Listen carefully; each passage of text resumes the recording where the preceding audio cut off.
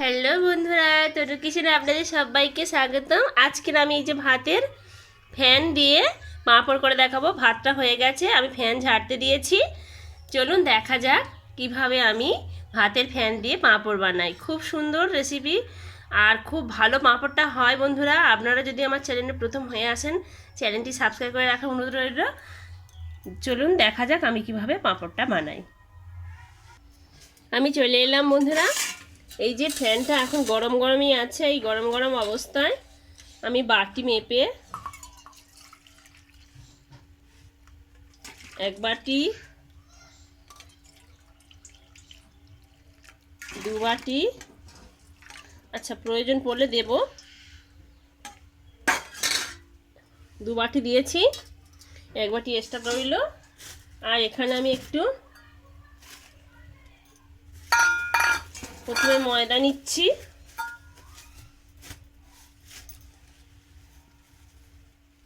এক বাটি ময়দা দিলাম। আর এখানে অল্প করে একটু বেসন দিচ্ছি, সামান্য। আপনারা শুধু ময়দা দিয়েও করতে পারেন, বেসনটা দিলে আরও ভালো ফোলে, সেই জন্য বেসনটা দিচ্ছি, আর খেতেও ভালো লাগে। আর সামান্য একটু লবণ দিচ্ছি, আর একটু হলুদ গুঁড়ো দিচ্ছি।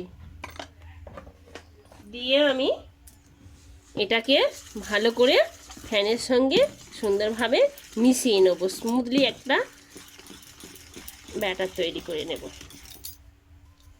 এই যে আমি আর একটু ফ্যান দিয়ে দিচ্ছি। ভালো করে ফেটে ফেটে ব্যাটারটাকে তৈরি করে নিতে হবে।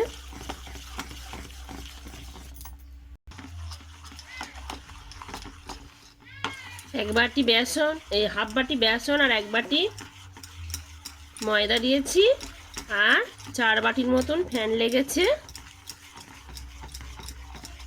আমি এবার ব্যাটারটাকে আরও ভালোভাবে, এখন ডেলা ডেলা আছে, ভালোভাবে মাখিয়ে নিতে হবে। দেখুন বন্ধুরা, ব্যাটারটা একদম রেডি হয়ে গেছে। এই যে চামচের গায়ে এরকম লেগে যাচ্ছে, জানবেন যে এই ব্যাটারটা একদম ঠিকঠাক হয়েছে। আমি ব্যাটারটা রেখে দিয়ে পরবর্তী পর্যায়ে চলে যাচ্ছি। এখানে আমি এরকম কৌটোর মুখ নিয়েছি, আর এখানে একটু তেল নিয়েছি। এই তেলটা একটু কাপড় ছেঁড়া বা তুলোর সাহায্যে এরকম মাখিয়ে নেব।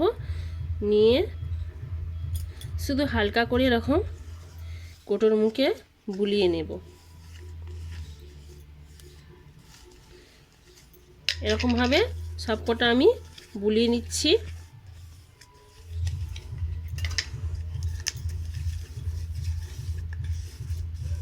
এবারে এখানে যে কিছু ব্যাটার আছে, এই ব্যাটারগুলো এরকম চামচে করে অল্প অল্প নেব, নিয়ে এর মধ্যে দিয়ে দেব। এই যে এরকমভাবে দিয়ে দেব প্রত্যেকটাতে।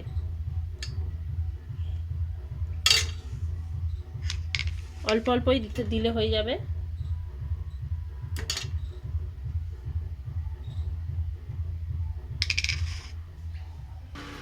এখানে আমি জল গরম করতে দিয়েছি, আর একটা স্ট্যান্ড দিয়েছি। আর আমি এই যে এইগুলো নিয়ে এসেছি, এইগুলো আমি এইভাবে আমি একটা একটা করে বসিয়ে দিচ্ছি। বসিয়ে দিয়ে একটা থালা চাপা দিয়ে বেশি সময় লাগে না, 1 মিনিটের মতো সময় নিয়ে দেখছি যে কিরমভাবে হয়। 1 মিনিটের মধ্যেই আমি ফিরে এলাম। আমি যে খুলছি, এই যে কালারটা চেঞ্জ হয়ে গেছে, জানবে যে এগুলো আমার হয়ে গেছে। আমি এগুলো তুলে নিচ্ছি।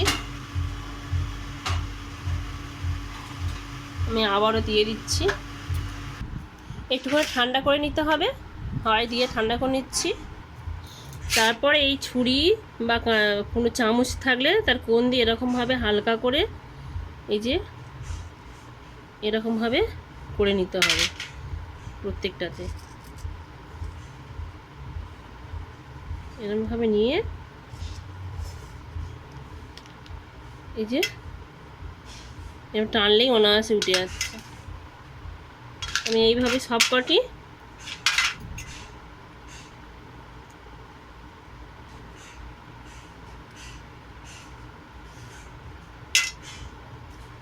তুলে নিচ্ছি।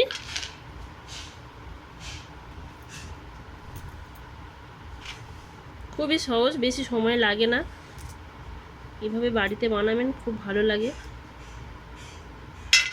এই যে এইভাবে আমি চিঁড়ির মধ্যে দিয়ে ততক্ষণ পাখার হাওয়ার মধ্যে শুকনো করে নিচ্ছি।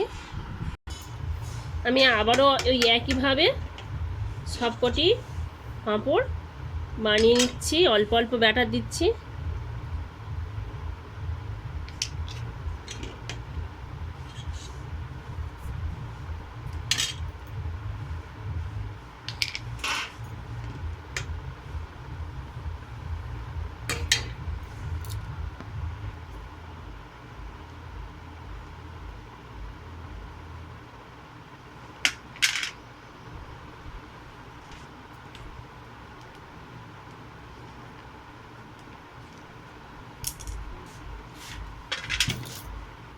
দেখুন বন্ধুরা, আমার কতগুলো পাঁপড় হয়ে গেছে।